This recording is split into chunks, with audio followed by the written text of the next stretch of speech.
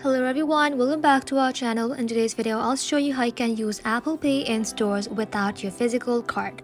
So let's get started. For that, first of all, you want to go ahead and simply open the wallet application in your mobile device. And just like that, tap on the plus icon. From here, you can go ahead and simply tap on debit or credit card. You can simply tap on continue again. And now you can either scan your card or just tap on enter card details manually and then type in the details. No need for actual card. If you don't have a card, you can simply turn on Apple Cash. Open up your settings, scroll below, then tap on Wallet and Apple Pay. Just like that, inside here, make sure Apple Cash is toggled on. Now, add some funds and you are ready to go. At the checkout section, look for the contactless symbol and double click on the side button.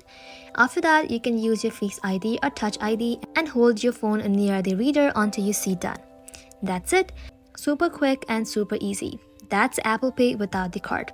Thank you all for watching. If you found this video helpful, leave a like and sub, and I'll see you in the next one.